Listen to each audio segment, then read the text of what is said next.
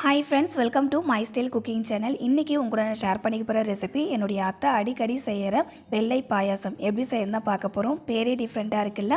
செய்யதுமே டிஃபரண்டா இருக்கும். டேஸ்டும் டிஃபரண்டா டேஸ்டியா இருக்கும். இந்த வெள்ளை பாயாசத்தை வீக்லி ஒன்ஸ் அத்தை கண்டிப்பா செஞ்சிடுவாங்க. ஒரு டைம் செஞ்சு கொடுத்தப்போ டேஸ்ட் பண்ணி பார்த்தா ரொம்ப நல்லா இருந்துச்சு.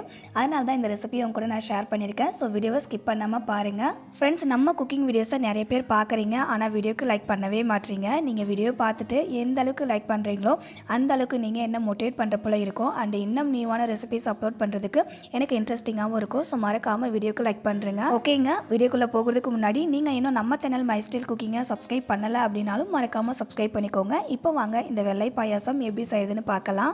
ஒரு சின்ன பவுல் எடுத்துக்கோங்க. அதில் 20 முந்திரி பருப்பு சேர்த்துக்கோங்க.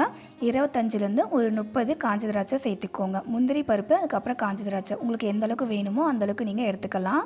முந்திரி அதுக்கப்புறம் காஞ்ச திராட்சை கூட தண்ணி சேர்த்துட்டு ஒரு டைம் நல்லா க்ளீனாக வாஷ் பண்ணிக்கோங்க. வாஷ் பண்ணிவிட்டு அந்த தண்ணியை கீழே ஊற்றிடுங்க. அடுத்து இதை ஊற வைக்கிறதுக்காக இதில் நல்லா சூடாக இருக்கிற தண்ணி சேர்த்துட்டு ஒரு மணி நேரத்துக்கு அப்படியே ஊற வச்சிடலாம். பொதுவாக நம்ம பாயாசத்துக்கு நெய்யில் தான் முந்திரி திராட்சையை வறுத்து சேர்த்துப்போம். ஆனால் இந்த பாயாசத்துக்கு நெய்யில் வறுத்து சேர்க்கக்கூடாது. முந்திரி திராட்சையை இந்த மாதிரி சுடுதண்ணியில் ஊற வச்சுட்டு அதுக்கப்புறமா தான் ஆட் பண்ணணும். ஒரு மணி நேரம் ஊற வச்சதுக்கப்புறம் பாருங்கள், முந்திரி திராட்சை ரெண்டுமே நல்லா ஊறி வந்திருக்கும். இப்போது இந்த முந்திரி பருப்பு நான் 4 கட் பண்ணிக்கிறேன். முழு முந்திரி பருப்பாக எடுத்திருக்கேன். அதனால் அதை சின்ன பீசஸாக கட் பண்ணிக்கிறேன். இதை அப்படியே நீங்கள் முழு முந்திரி பருப்பாக சேர்க்குறதா இருந்தாலும் சேர்த்துக்கலாம். பட் நான் சின்னதாக கட் பண்ணியே சேர்த்துக்கிறேங்க. பாருங்கள், இந்த மாதிரி கட் பண்ணி எடுத்து வச்சுருக்கேன். இப்போ இது அப்படியே இருக்கட்டும். அடுத்தது பாயாசம் எப்படி செய்யறதுன்னு பார்க்கலாம். அடுத்து ஸ்டவ் ஆன் பண்ணிவிட்டு ஒரு பேன் வச்சுக்கோங்க. இந்த பேனை லைட்டாக சூடு பண்ணிவிட்டு இதில் 50 கிராம் அளவுக்கு பாயசம் செய்கிற சேமியா சேர்த்துக்கோங்க. சேர்த்துட்டு இப்போ இந்த சேமியாவை லைட்டாக சூடு பண்ணிக்கலாம். சேமியாவுடைய கலர் சேஞ்ச் ஆகிற வரைக்கும் வறுத்து விடக்கூடாதுங்க. லைட்டாக அந்த சேமியா சூடேறணும். நம்ம கையில் தொட்டு பார்த்தோன்னா சேமியா சூடாக இருக்கணும். அந்த அளவுக்கு சூடு பண்ணாலே போதும். ஒரு 2 மினிட்ஸ் மட்டும் இந்த மாதிரி நீங்கள் மிக்ஸ் பண்ணி விட்டீங்க அப்படின்னா சேமியா சூடாகிடும். இப்போ ஸ்டவ் ஆஃப் பண்ணிவிட்டு இந்த சேமியாவை ஒரு பிளேட்டில் மாற்றி வச்சுக்கோங்க. அடுத்தது ஒரு பாத்திரத்தில் 1/2 லிட்டர் அளவுக்கு பால் சேர்த்துக்கோங்க.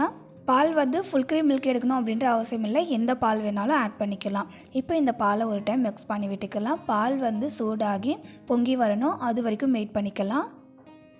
பாருங்கள், பால் சூடாகி பொங்கி வருது இல்லை. இப்போ ஸ்டவ்வை அப்படியே மீடியம் ஃப்ளேமில் மாற்றிட்டு பாலை ஒரு டைம் மிக்ஸ் பண்ணி விடுங்க. இப்போ இந்த பாலை ஒரு 5 நிமிஷத்துக்கு அப்படியே கொதிக்க வச்சுக்கலாம். ஸ்டவ்வை மீடியம் ஃப்ளேம்லேயே வச்சு பாலை கொதிக்க வைங்க.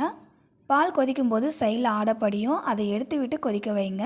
ஃப்ரெண்ட்ஸ், ஆல்ரெடி நம்ம சேனலில் நிறைய வெரைட்டியான பாயசம் ரெசிபிஸ் நான் அப்லோட் பண்ணியிருக்கேன். அந்த ரெசிபியோட லிங்க் எல்லாத்தையுமே வீடியோ கீழே டிஸ்கிரிப்ஷனில் தரேன். கண்டிப்பாக செக் பண்ணி பாருங்கள்.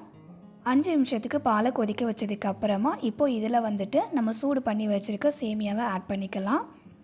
சேமியாவை சேர்த்துட்டு ஒரு டைம் மிக்ஸ் பண்ணி விடுங்க. இப்போது இந்த சேமியா வேகிறதுக்கு ரொம்ப டைம் எடுக்காது. ஒரு 5 நிமிஷமே போதும். அதுக்குள்ளேயே சேமியா வெந்துடும். 5 நிமிஷம் ஆனதுக்கு அப்புறமா பாருங்கள், சேமியா பாலில் நல்லா குக் ஆகி வந்திருக்கும். சேமியாவை பால்லே நம்ம குக் பண்ணுறதால பாயசத்துடைய டேஸ்ட்டு செம்ம சூப்பராக இருக்கும். சேமியா வெந்திருக்கா இல்லையான்னு செக் பண்ணுறதுக்கு சேமியாவை கொஞ்சமாக கரண்டியில் எடுத்துகிட்டு ஒரு சேமியாவை மட்டும் இந்த மாதிரி கையால் நசுக்கி பாருங்கள். நசுக்கும் போது நல்லா சாஃப்டாக நசுங்குது இல்லை. இப்போ சேமியா நல்லா வெந்திருக்கு அப்படின்றத நீங்கள் தெரிஞ்சுக்கலாம். வீடியோவில் பார்க்கும்போதே உங்களுக்கு தெரிஞ்சிருக்கும் சேமியா எவ்வளோ சாஃப்டாக கட்டாச்சுன்னு. இப்போது சேமியா நல்லா வெந்திருக்குங்க. இப்போது இதில் நம்ம ஸ்வீட் டேஸ்ட்டுக்காக சர்க்கரை ஆட் பண்ணிக்கலாம். நான் இன்றைக்கி ஸ்வீட் டேஸ்ட்காக 1/2 கப் அளவுக்கு சர்க்கரையும் 1/4 கப் அளவுக்கு கண்டென்ஸ்டு மில்க்கும் சேர்த்துருக்கேன். கண்டென்ஸ்டு மில்க் உங்ககிட்ட இல்லை அப்படின்னா 200 ml பிடிக்கிற கப்பால் 3/4 கப் அளவுக்கு சர்க்கரை சேர்த்துக்கோங்க. ஸ்வீட் டேஸ்ட் கரெக்டாக இருக்கும். பால் கூட சர்க்கரை அண்ட் கண்டென்ஸ்டு மில்க் சேர்த்ததுக்கு அப்புறமா இது ரெண்டுமே பாலில் நல்லா கரையணும். அது வரைக்கும் மிக்ஸ் பண்ணி விட்டுக்கலாம். சர்க்கரை அதுக்கப்புறம் கண்டென்ஸ்டு மில்க் ரெண்டுமே பால் கூட நல்லா மிக்ஸ் ஆனதுக்கு அப்புறமா இப்போ பாயசத்தில் நல்ல ஒரு வாசனைக்காக 4 ஏலக்காவை நசுக்கிட்டு சேர்த்துக்கோங்க. சேர்த்துட்டு ஒரு டைம் மிக்ஸ் பண்ணி விட்டுக்கலாம். அவ்வளோதான், சட்டுன்னு செய்கிற ஒரு டேஸ்டியான பாயசம் ரெடி ஆயிடுச்சு. எவ்வளோ ஈஸியாக இருந்ததுன்னு உங்களுக்கு பார்க்கும்போது தெரிஞ்சிருக்கும். லாஸ்ட்டாக இந்த பாயசத்தில் நம்ம தண்ணியில் ஊற வச்சுருந்த முந்திரி திராட்சையை சேர்த்துட்டு மிக்ஸ் பண்ணி விடுங்க. இந்த வெள்ளை பாயசத்தை சாமிக்கு நெய்வேத்தியமாகவும் செஞ்சு வைக்கலாம். நம்ம வீட்டுக்கு திடீர்னு கெஸ்ட்டு வரும்போது ஒரு 5 நிமிஷத்தில் ஒரு ஸ்வீட் செய்யணும் அப்படின்னா இந்த பாயசம் செய்யுங்க. ரொம்ப டேஸ்டியாக இருக்கும். பாயசத்தை பார்க்கும்போதே உங்களுக்கு தெரியும் அது எவ்வளோ க்ரீமியாக செம்ம சூப்பராக இருக்குது. பார்க்கும்போதே செம்ம டெம்டிங்காக இருக்குல்ல.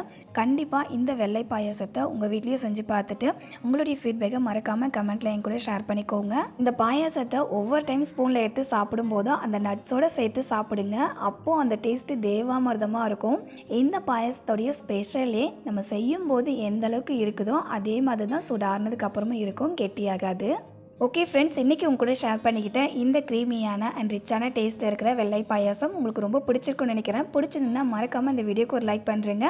அண்ட் இந்த ரெசிபியை உங்களுடைய ரிலேட்டிவ்ஸ் தெரிஞ்சவங்க ஃப்ரெண்ட்ஸ் எல்லாருக்குமே ஷேர் பண்ணிக்கோங்க. இதே போல் ஒரு இன்ட்ரெஸ்டிங்கான அண்ட் டிஃப்ரெண்ட்டான ரெசிபியோட நாளைக்கு மதியம் 3 மணிக்கு மீட் பண்ணலாம் ஃப்ரெண்ட்ஸ். தேங்க்ஸ் ஃபார் வாட்சிங். பாய்.